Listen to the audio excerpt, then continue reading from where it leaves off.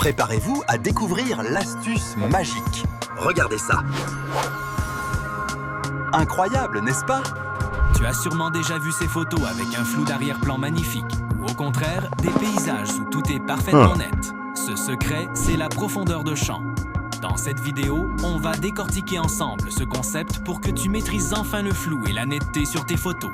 La profondeur de champ, c'est tout simplement la zone de netteté dans ton image. Imagine une règle qui part de ton appareil jusqu'à l'infini. La profondeur de champ, c'est la portion de cette règle où les sujets sont nets.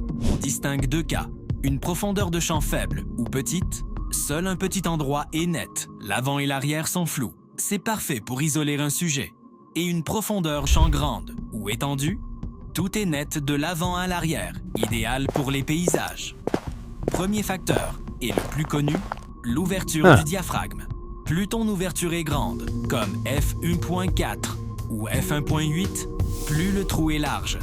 Cela laisse entrer beaucoup de lumière, mais la zone de netteté est toute petite. C'est ça qui crée ce fameux flou d'arrière-plan.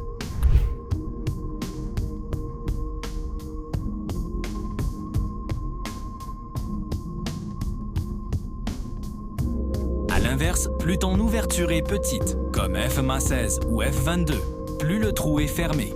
La zone de netteté devient alors immense.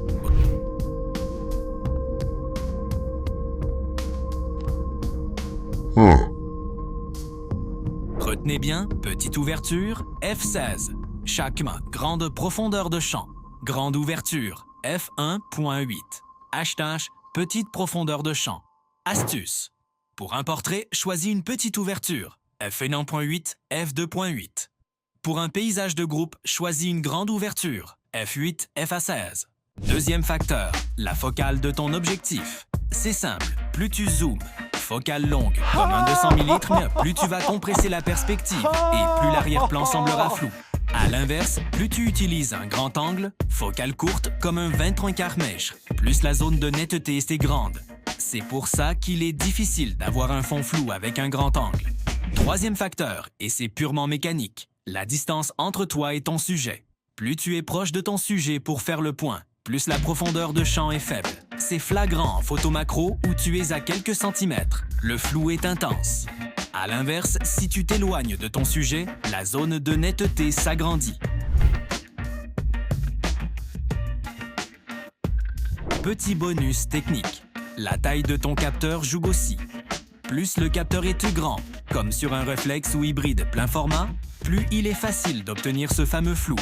Sur un smartphone, le capteur est minuscule, donc la profondeur de champ est naturellement très grande. Tout est net. C'est pour ça que le mode portrait des téléphones est un effet artificiel.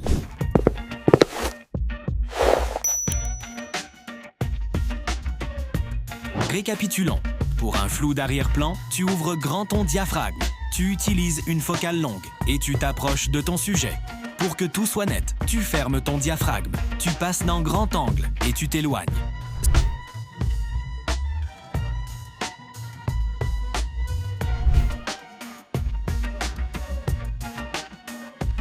Ce sont les trois piliers de la profondeur de champ. Maintenant, c'est à toi de jouer. Prends ton appareil et essaie ces réglages. Si la vidéo t'a aidé, n'oublie pas de liker et de t'abonner pour ne pas rater les prochains tutos. Envoie tes essais en commentaire.